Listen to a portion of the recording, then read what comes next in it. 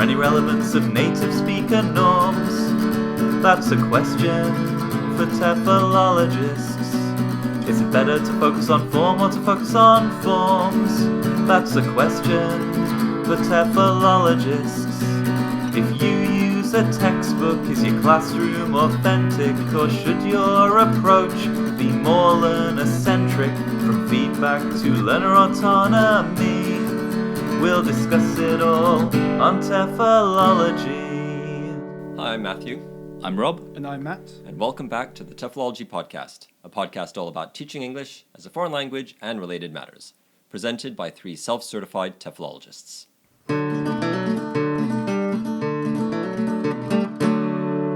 TEFL News. I'd like to begin this episode's TEFL News section by asking a question. How familiar are you with the Luddites? The historical Luddites? The historical Luddites, yes. I've been called one many a time.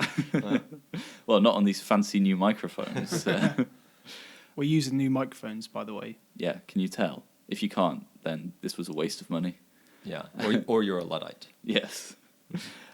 So the Luddites were a historical group of farmers, tradesmen, and so on, who, well, at least the story is, they were threatened by the advance of technology, which was making their jobs obsolete, and so they went around smashing up the machines, which were taking over their professions. When and where did this happen? This was in the 1800s in England, I think. Okay. And they were led by a fictional character called Ned Ludd. He was not a real character, I can see from your astonished expression. And Ned Ludd was supposedly a tailor who smashed up one of the looms or whatever they were using.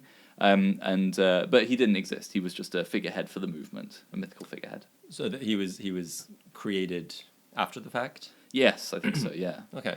Much in the same way as a lot of leaders, a lot of mythical figures are created after the fact to explain something which was currently occurring. Right. Yeah. So the Luddites were named after Ned Ludd, and of course that's where we get the term Luddite, which are directed at people like you, Matt. Yeah. So I think there's some reference of this to today's some relevance of this. Sorry, to today's story, which is a news story in The Guardian, and the headline is "Google Translate: The Unlikely World Cup Hero Breaking Barriers for Fans." So, what do you think, based on that headline, the story is about? Presumably, all the fans from around the world who have gone to Russia to support their teams during the World Cup, and obviously maybe most of them don't speak Russian, and maybe some of the, I guess, in cases where they can use English as a lingua franca, they are using Google Translate. And I've heard a few stories about this happening. Yeah, I imagine it's just a big group of people all coming to Russia at once. Like Matt said, not knowing Russian and having to need this technology to support them. So it begins with a vignette. I'll read the vignette. I'll shorten it a little. So two couples... A vignette? A vignette, yes. So 2 couples are placed opposite each other at the one remaining table in a bar by the Volga. One is Russian and the other Brazilian. It quickly turns out there is no common language. Okay, so that's the setup. Out comes a smartphone. A few taps later, and he, that is the man, one of the men, that cut that out of the vignette, is speaking slowly, clearly into the mic. How many games have you been to? I thought your team played well against Serbia. The question is parroted back to his new friends robotically and in correct Portuguese. Okay?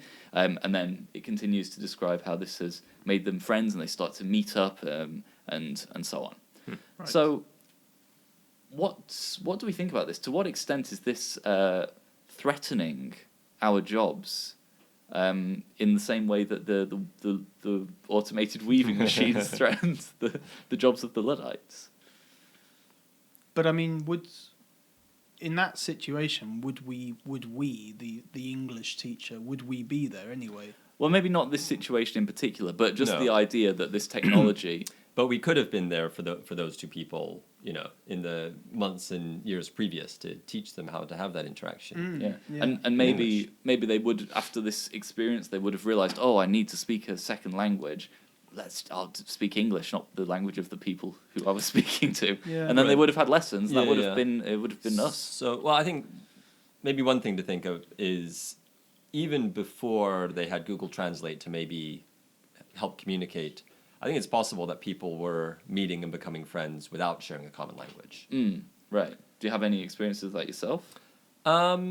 Yeah, possibly. I mean, maybe when I first moved to Japan and had very little communicative ability in Japanese, meeting friends of my wife, for example, who didn't speak much English, and we would, funnily enough, often talking about football or soccer, we'd find ways to make ourselves understood to each other. Right.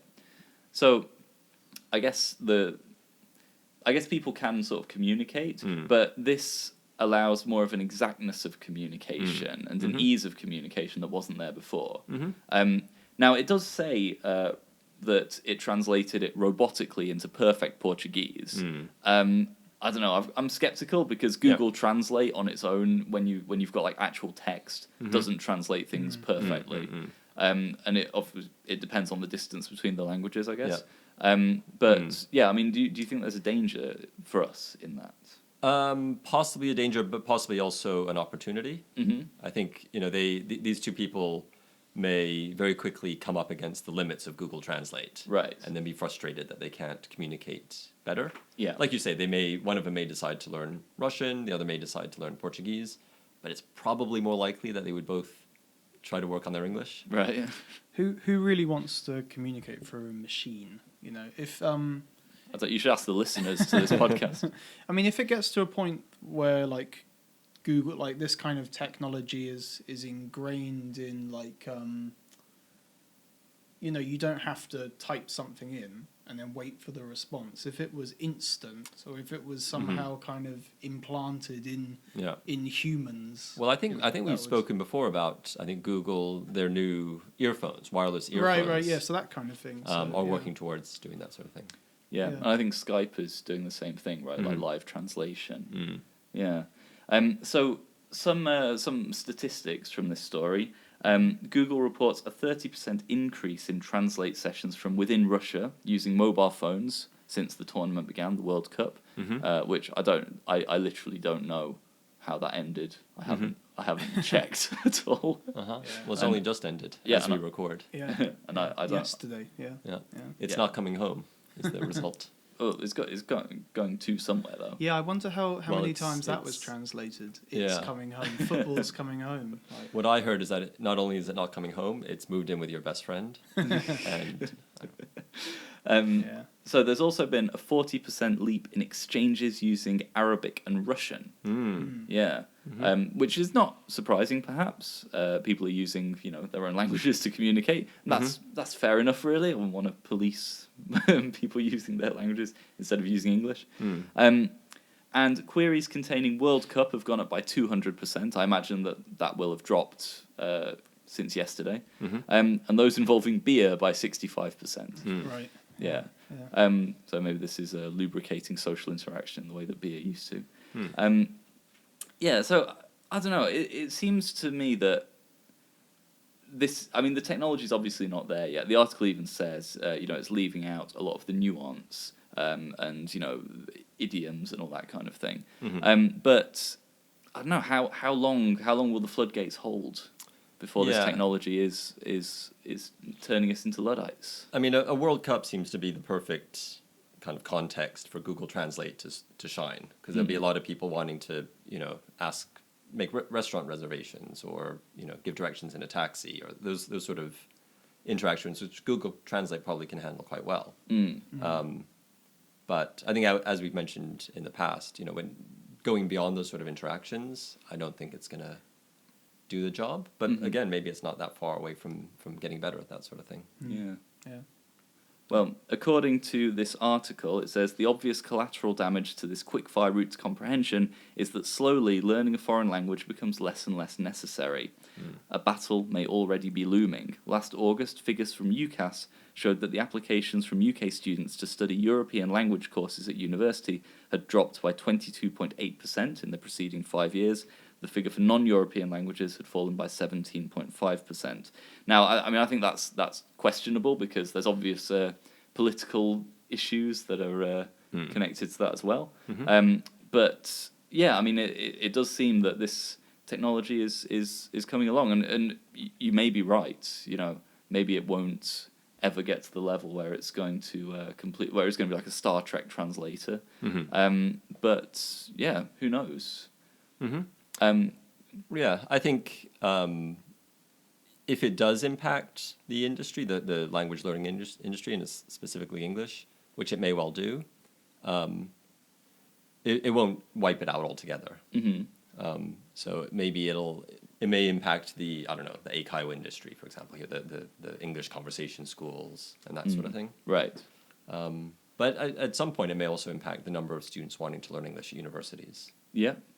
Or learn any languages, Any language. I think, like we said before, I think this kind of technology helps with micro transactions, where there's a question, there's an answer. Right. A very simple question answer. It's not, I think people that are really into languages want to communicate and interact. They don't want to... And they're interested in the mechanics of the language. And they're interested in humans and, the mechanics. And, they want to study a language for the sake of studying a language. Yeah. I don't know, that's interesting to think about. What is your motivation? Do you want to be able to communicate? If so, do you need to study the language? Or do you like studying for the sake of studying? So I don't know, yeah. Well, I wonder in that case, potentially what we might have is all of these mandatory courses. For example, in Japan, all university students take mandatory English courses, just very basic first-year communication courses. To what extent are those going to be necessary if this technology gets to a level where, if you're not using English for very high-level exchanges, then you don't need the English. You just need a little pocket translator. Yeah. Yeah. Another question I have is, to what extent could this technology be used alongside or in the classrooms? Because arguably there will be some learning that takes place with this technology. Right. I know if you're clued up and you type in something, you won't want to type it a second time, so you might remember something. Maybe, yeah. So that might spark an interest in the language. Or, Yeah. I don't know. Or if we're teaching students how to use this technology a bit more critically, maybe. I don't know. It's kind of Suggestopedia thing. You keep listening to the same phrases over and over again, and eventually you absorb them and start using them. Yep. Yeah, possibly so. Yeah. Right. Yeah. But do you think that in the future we may need to rise up, as the Luddites did? Do you think we need to be the TEFLologites? Storm the Google castle and exactly. smash it up? Yeah. I mean, as we know, the Luddites were very successful. Technology has very rarely replaced jobs. Do you think we could lead that revolution? Viva la revolution! Yeah, as long as iTunes remains, so we can still podcast.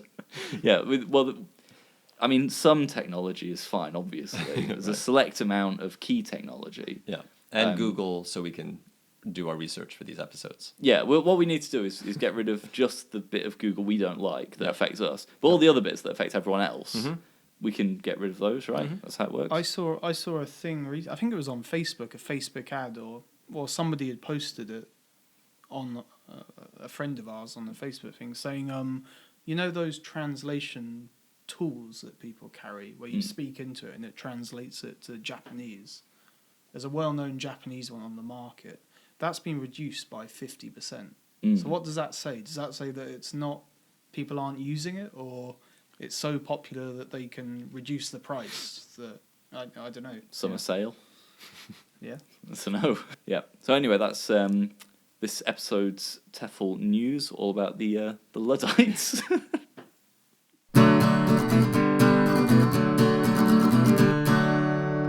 TEFL Pioneers. Okay, so for this week's TEFL Pioneer, I'd like to talk about James Cummins. or Jim Cummins, as he's more commonly known, I think. Have you heard of this guy? I've heard the name, but I might be thinking of Alan Cummings. Yeah. Right. No, I have no idea who that is. Okay. He's regarded as an applied linguistics leader in, is it Kees de Bot? Mm-hmm. In Kees de Bot's book, A History of Applied Linguistics, he's mentioned basically the way they did this book. I think we've reviewed it on the podcast before. Yes. It's a collection of interviews with, I guess, well-known figures in applied linguistics. And they're kind of interviewed, and Kees de Bot kind of picks out themes in the interviews and makes a whole kind of historical book around it. Is that correct? It's a kind of collation of data, basically, from... They're like questionnaires. Yeah. And he kind of collates the data into tables of the most influential people and the most influential papers and all that kind of thing. Yeah. And the chapters are organised around those themes, yeah. That's right. So Jim Cummins is one of the leaders in the book. And that's what he's mentioned more than 10 times over the course of the study, I guess. Mm-hmm. I can't remember who came out on top, but I remember Diane Larson-Freeman was in there, and Zoltan Dornier, and also Michael Holliday, who we talked about previously, quite recently. He's in there, as is Lourdes Ortega, who we recently interviewed. So we'll be releasing her interview soon. So that gives you an idea of what they mean by leaders. Today, I'd like to talk about Jim Cummins. Now, just a little bit about him. He's currently a professor emeritus in the Department of Curriculum, Teaching and Learning at the University of Toronto. Right. He received his PhD in Educational Psychology in 1974 from the University of Alberta. Mm-hmm. And that's all I could find about his life. Okay. But what I want to do today is talk more about what he's known for, what his contribution is, and why he is considered a leader in applied linguistics. So in Kees de Bot's book, he kind of paints a small kind of portrait of Jim Cummins' work. And I'll just pick out on the area that is in that portrait today.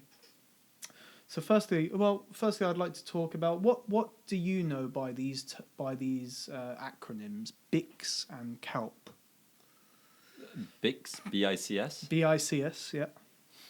No idea. CALP? How do you Kind of spell it? seaweed? That's CALP. Oh. CALP, C-A-L-P. C-A-L-P. Oh, that sounds more familiar, but I don't know. Okay, sure. so BICS, the first one, it stands for his concept of basic interpersonal communication skills. Mm-hmm. So BICS, and CALP, cognitive academic language proficiency. Okay. Cognitive academic language. Okay. So Cummins makes the distinction between the two differing kinds of language proficiency here. He's mainly talking about young learners, mainly immigrant learners coming to a new country. So it's ESL focused rather than EFL Yeah, focused. it's ESL focused, and he's talking more about younger learners. They're more like formative, like years of education. So the first, BICS, refers to conversational fluency skills acquired in everyday social situations. It's often referred to as playground language, kind of conversational language with your peers, basically. And CALP is the basis for a child's ability to cope with the academic demands and aspects of an L2. So he saw these as two different things, Right. basically. Or he kind of saw these on a Klein, which I'll talk about in a minute. So these distinctions were devised by Cummins in 1979 to draw attention to the different time periods typically required by immigrant students to acquire conversational fluency in the second language as compared to grade-appropriate academic proficiency in that language. So he saw a difference between the two. So he saw that conversational fluency developed much quicker, maybe over 2 years, and it took them maybe up to 5 years to develop academic proficiency. What do you think of that distinction or those time frames? I mean, it's kind of an arbitrary line, but then every line's arbitrary, so yeah. Well, I mean, what are those two different skills? How would you describe? What would be some characteristics of conversational fluency and academic proficiency? Good question. Yeah. I mean, I guess the BICS, the basic, what is it, interpersonal something skills.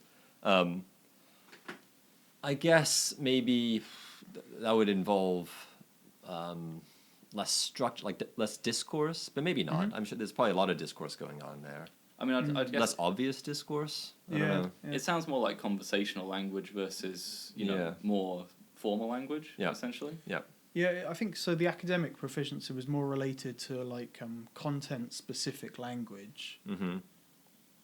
Language that's very, I guess you'd say academic, but very focused on, like the way, like analyzing like tables or giving producing an argument. More of an obvious outcome or purpose. Yeah. So, I mean, I guess maybe the BICS is also part of relationship building and socializing and that kind of thing. Also grammatical structures. I guess that would come under academic proficiency.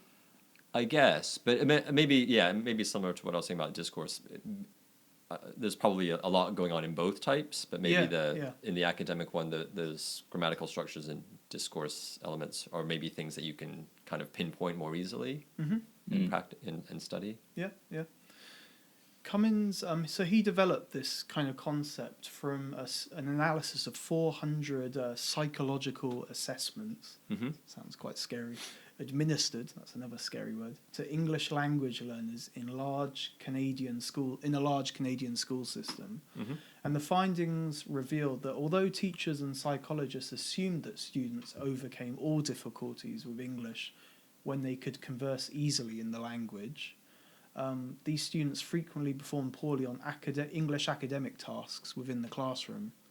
So he saw a correlation between, or a lack of correlation even, between how well they could communicate and get by and what they were achieving on their tests, for example. Okay. Yeah. Presumably a similar lack of correlation would be seen in so-called native, English-speaking kids. Yeah. I don't know if this looks at that, because this looks at more at L2. Yeah, no, I understand. But just if my feeling is that it maybe wouldn't be specific to L2 learners. Right. Or users of English. You know what I mean? What do you think? Well, I don't know. I mean, if you're, it depends your learning purpose, I guess, right? So if you've got to get to that certain level of sort of survival in a language, that doesn't necessarily mean that you would, learn the more formalized version that you might need for academic work. Whereas if you're speaking English as your main language, then it's not such a big step to learn those extra features. Do you see what I mean? Yeah, perhaps. But also, I think maybe if you're learning your interpersonal communicative skills, I mean, some people maybe would just develop those, are better at those anyway, regardless of their linguistic competence. I'm not sure. Yeah. But maybe if you are, I mean, I don't know. Is in the study are the kids being formally taught interpersonal communication skills? Yeah, there were some criticisms of this concept, which maybe ties into that. So I'll come to that. But so one way to kind of further conceptualize this distinction is on what's called the Cummins matrix, or the Cummins grid. It's also been called, and this kind of, what I believe, it kind of governed the way that English language learning kind of played out in the classroom. So at the top, so basically this was like two intersecting lines, one going horizontally, one going vertically. At the top of the vertical one, you have cognitively undemanding. So that would be things like simple language, everyday structures, familiar topics. At the bottom of that, cognitively demanding, which is field-specific vocabulary. On the right side of the horizontal line, it would be context-reduced, so lack of non-verbal cues, abstract language. Now, on the other side of that, it's context-embedded, so face-to-face gestures, expressions, that kind of thing. So he so that's how he kind of saw this BIC and KELP kind of divide. Right. So this concept was later often represented as a triangle or an iceberg. So at the top you have the BIC stuff at the top, and then kind of below the water level you have the academic KELP stuff, as it were. Can I ask, what was the reasoning given for this difference seen in terms of the language development? Because it seems to me that if you're coming into a new culture, then or a new country, then developing those basic interpersonal skills is going to be more important for your just general everyday survival, and so it makes sense that you'd focus on those rather than your academic skills. And maybe for like teachers or for us, that would seem like the area that's more important to focus on. That would seem like you're not reaching your limit, but I mean, it seems like a rational area to develop. Yeah, well, I think he developed this more in terms of a way to study language literacy and language development. So one of the reasons that this concept emerged is because it kind of emerged in response to a claim that all individual differences in language proficiency could be categorized by one factor. And somebody around the same time, maybe a few years before Cummings came up with this concept, was the term global language proficiency.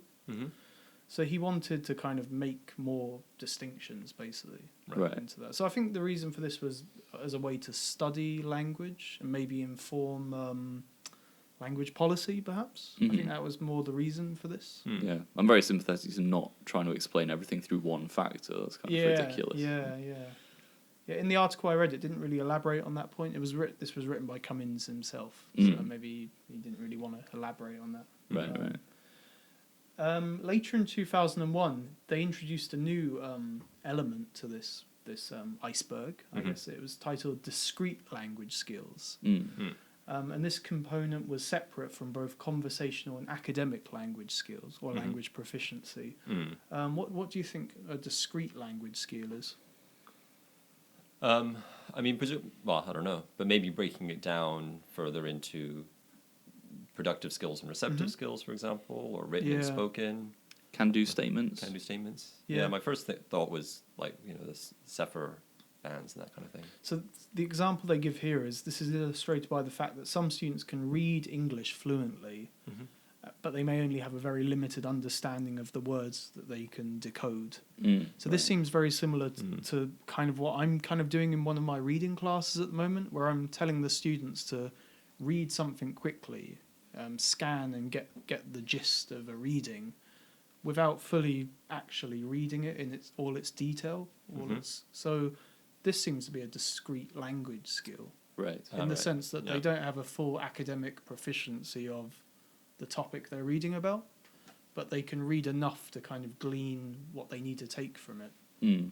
That seems like a very common thing that we English teachers teach to foreign language students, maybe. Yeah. So we'll get to some of his criticisms. Actually, he did further develop his this iceberg model into a dual iceberg model, which kind of looked like cat ears, like two cat ears with like two triangles over the top of one another. And at the bottom of this, or at the foot of this intersection was CUP. Cambridge University Press. Yeah, that's it, and that's where he founded the bottom of an iceberg. No, it was the Common Underlying Proficiency Level. Okay. So basically, this kind of relates to if learners have an academic skill in their mother tongue, they don't need to learn that skill again in their second language. They already know that skill, but they just don't know the language to use that skill, I guess. So he kind of dropped that in as well there. Some of his criticisms, which I think you've already highlighted, I'll just go through them. There are 4 of them that he highlighted himself. He's talking kind of in retrospect, looking back. This was 20 years later, maybe 30 years later even. That this big-cow divide or distinction reflects an autonomous perspective on language that ignores its location in social practice and power relations. Yeah, I agree. I mean, that was kind of what I wanted to bring up. Yeah. So you mean in terms of social practice? Yes. What, for example? Well, that what I said before, that there's the reason why people would focus on certain points and why we shouldn't be devaluing those points necessarily. Right. Just because they're not the academic side that we might assign value to. They might actually be more valuable to the people who are using it. I see. KELP, or academic language proficiency, represents little more than test wiseness. It is an artifact of the inappropriate way in which it has been measured. Yeah, makes sense. Yeah, that's interesting. So they're using test results to kind of validate kelp, I guess. Yeah. I mean, it sounds like the criticism of IQ tests, right? Yeah. That they're the thing that they measure is I don't know how to explain it, but Yeah, I know what you mean. Yeah. Yes. Yes. Yeah. Let the audience work that out for themselves. The notion of kelp promotes a deficit theory that attributes bilingual students' academic difficulties to their low kelp rather than to inappropriate schooling. So kind of the fact that they have a so-called low kelp shouldn't be put on them. It could be put on to their instruction or their education, perhaps. Yeah. So that kind of removes that from the argument as well, maybe. And then finally, the Bix-Kelp distinction is oversimplified and unhelpful in understanding the nature of academic languages and challenges it poses for ELL students, English language learning students. Cummins in response to this, Cummins pointed out that the construct of academic language proficiency does not in any way depend on test scores to support either its construct validity or relevance to education. In response, we said we shouldn't look too deeply into the test scores. Yeah. But that is obviously levelled at this. Yeah, well, I think it's very good that he went back and reevaluated. I mean, I'm sure that other people influenced those criticisms, but I think it's very nice that he was self-reflexive about his own theory and recognised those points. I think that's a very good mark of a scholar, of a pioneer, perhaps. So if you're listening, you've got Rob's approval. Okay, so that's today's TEFL pioneer, Jim Cummins.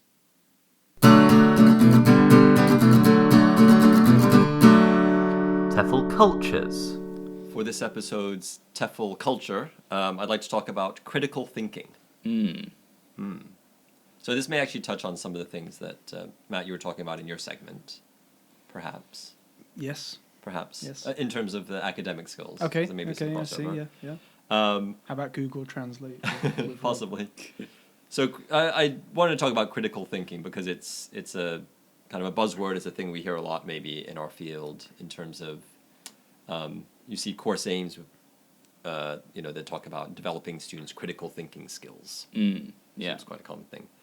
But anyway, pulling back, first of all, how would you define critical thinking? Sorry, how would you define critical thinking? Well, you're looking at me, so I guess I have to answer. Go ahead. So, thinking critically. Okay. About issues. I agree. That's how.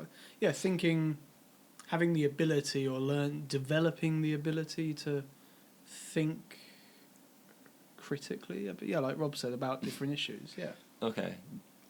So using evidence to evaluate things. Weighing the cost and benefits, having some sort of rationale, some strategy, thinking about the different facets of various issues in order to arrive at some kind of conclusion.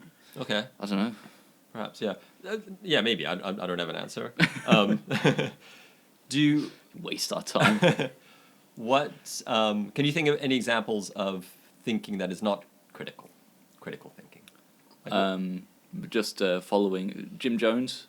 Is that a good example? Well, I mean, unless you're following instructions. But is that thinking? No. Well, it is. You're thinking. You're following the instruction. You're using your thought to follow an instruction. Like when you're following Lego instructions, you're thinking, but you're not critical of the. You're not thinking, I could do this better if I skipped step 5. Yeah, you're not interrogating the dominant belief structures behind Lego. In that sense, it's not critical. Okay, but you would consider that thinking, putting together some Lego, like reading the instructions and thinking. On some level, you have to think. Yeah, on some level, you are thinking. You are you're not even reading, are you? You're just looking, and you're using your brain. Well, I mean, I guess even thinking where you just confirm your own prejudices is a kind of critical thinking because you're still reasoning through something, even if you come to what we might think are specious conclusions. Conclusions. Yeah. Okay. So I guess everything's critical thinking, depending on how you define critical. Right. And how would you define critical? Well, if you're talking about critical theory, it's a totally different bag. I think No, but just in terms of what's commonly understood. For I think thinking. what most people mean is what I said before. Evaluating evidence, weighing pros and cons, that kind of thing. I think that's what people mean by critical thinking, not just accepting things blindly, but thinking carefully through the various facets of a topic. Okay. Now we've all taught on a similar or the same, in fact, discussion program. Mm-hmm. I mean, to an extent, that's critical, is it not? Like, You mean critical thinking? yeah, Mm-hmm. discussing a topic, coming up with reasons, disagreeing with others on a very basic level. That's what critical thinking is, isn't it? Yeah, but I have a problem with it, with that. So do I. But I'm yeah. sure you'll get to that. Yeah. No, not necessarily. Yeah. Okay. So, I mean, my problem is that this idea of critical thinking seems to come from a deficit point of view. Like, this is something the students can't do, Yep. and we need to teach them how to do it.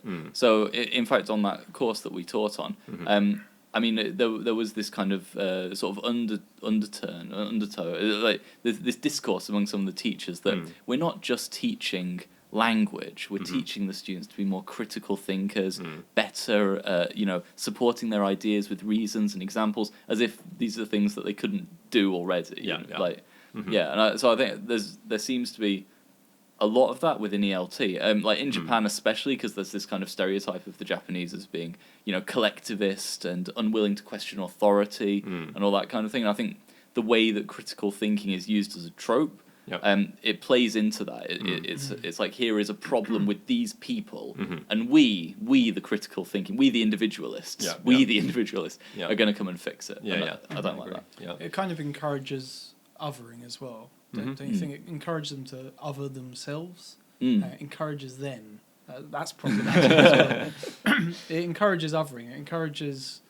Because if you're presenting this kind of critical pedagogy, is that the right term? I guess it is. That's a little bit different. Is that a bit Critical different? That's pedagogy different, is about teaching to empower students to question structures and things like that. By presenting a critical thinking course, that then gives the learners, or perhaps it gives the learners impression that you're giving them something different to what their home education is, and you're inviting them to somehow talk about themselves in a way that's It's kind of what Adrian Holiday talks about in our interview with him. And I think I've told this story on the podcast before, but I listened to an instructor once through the wall, to a fellow, a colleague, saying to the students, okay, so I want you all to try and disagree with each other. Like, I know you're Japanese, it's very difficult for you to disagree with each other.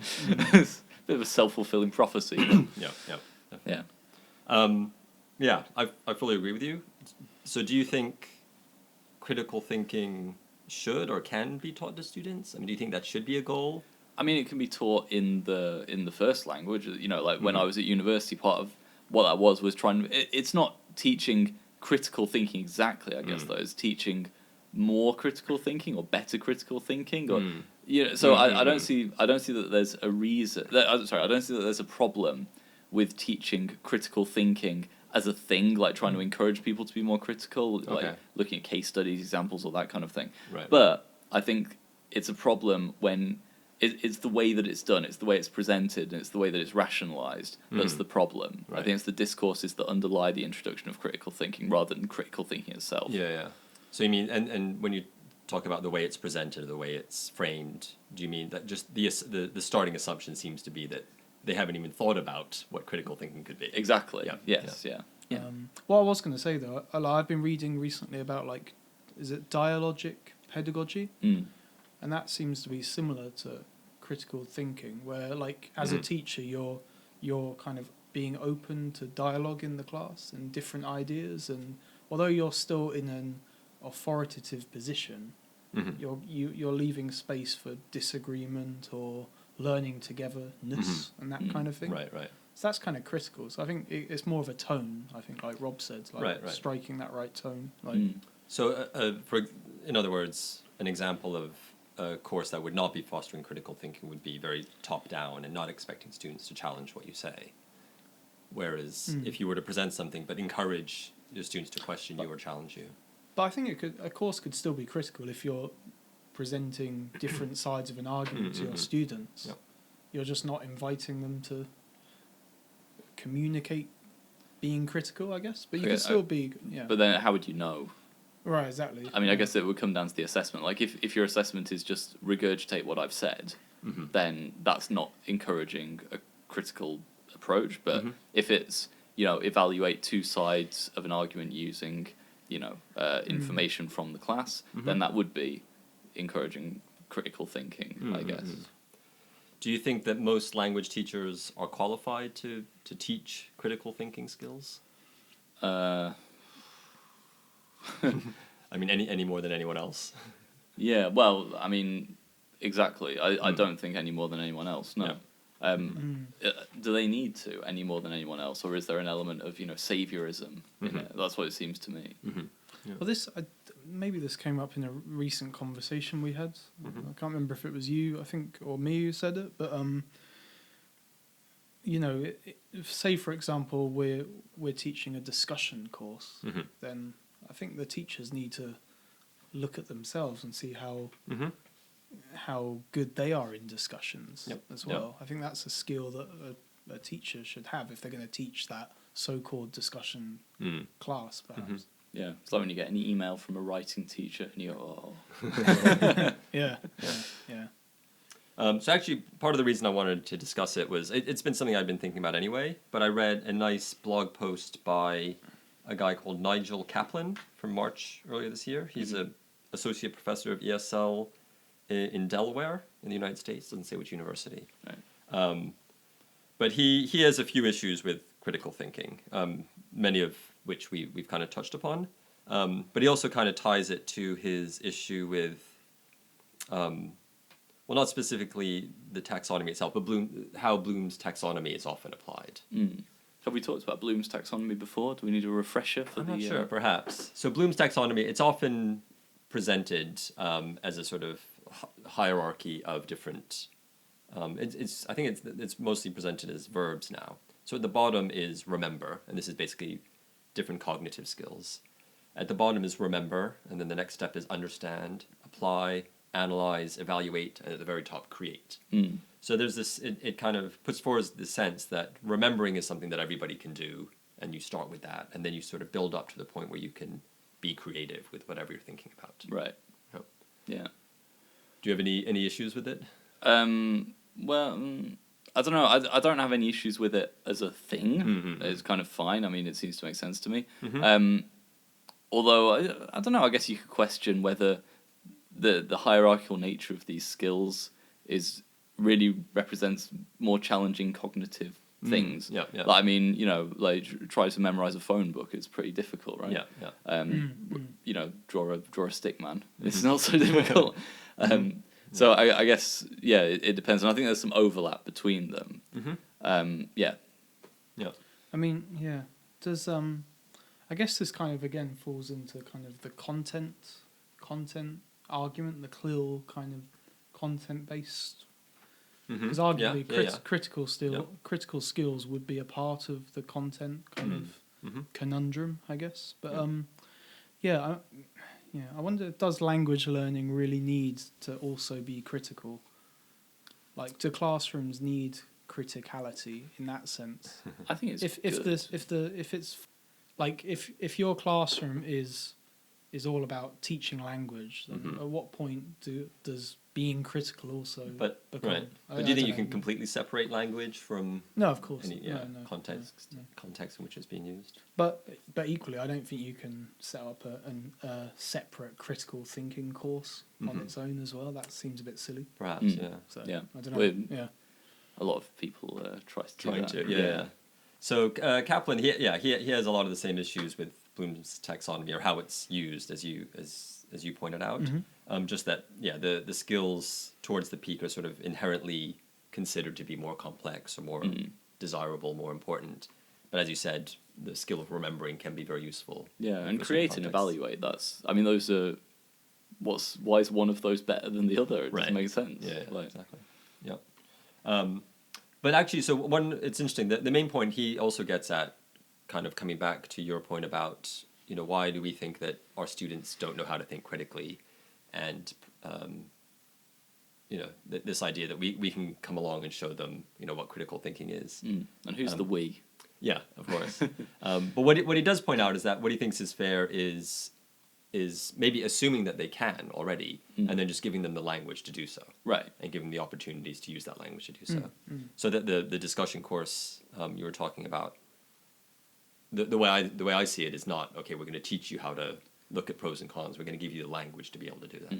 So see, I see that, but then I think that there are certain elements of it in which that framework doesn't make sense. So can I talk about a specific bit of language that you teach? Sure. Is that all right? Yeah. So one bit of language is if, right? Yeah. For talking about possibilities. Yeah. Now that's not actually teaching the students any language because it's just the word if. Yeah. And it's assumed that they can fill that with conditional clauses, which are much more complex than if. So surely that is teaching them how to do something rather than giving them the language to do something.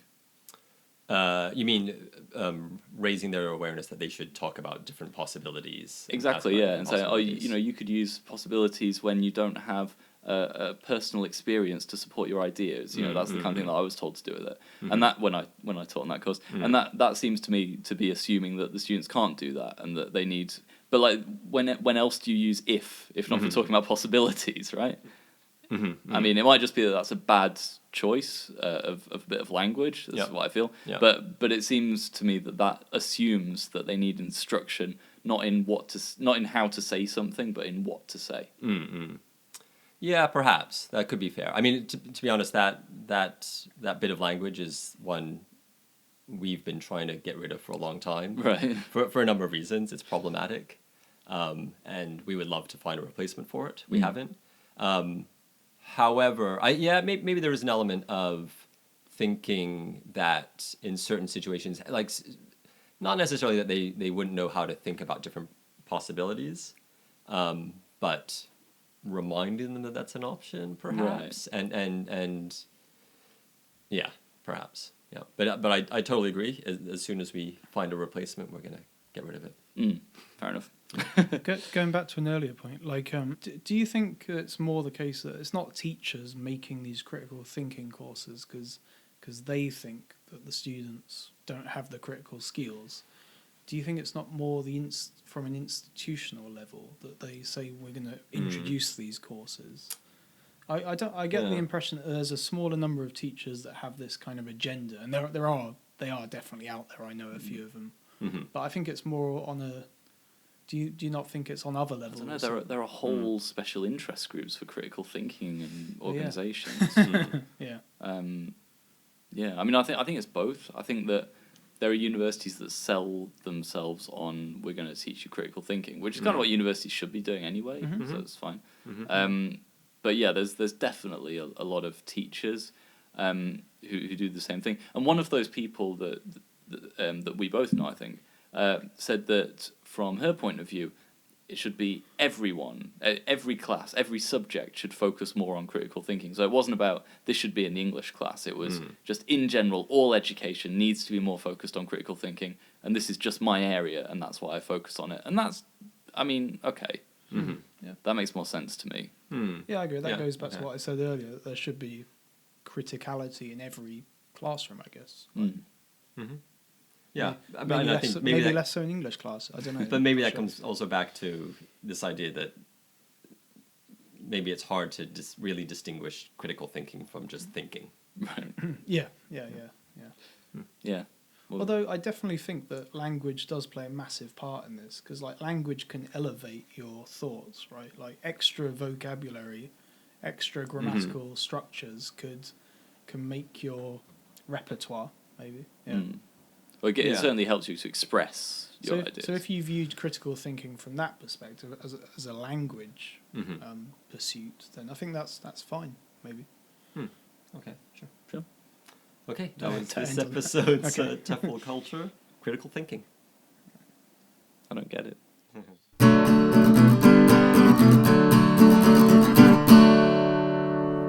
Thank you very much for listening to today's episode. And don't forget, if you'd like to get in contact with us, you can send us an email at TEFLology@gmail.com. You can like us on Twitter @TEFLology. follow us on Facebook. No, that doesn't make sense. You can like us on Facebook and follow us on Twitter. We also have a website, TEFLology-podcast.com, where you can find all of our previous episodes. We have a book that we wrote last year, all about podcasting and professional development. So if that interests you, do buy a copy. By buying a copy, you'll be directly supporting the show. Okay, so that's goodbye from me. Goodbye from me. Goodbye.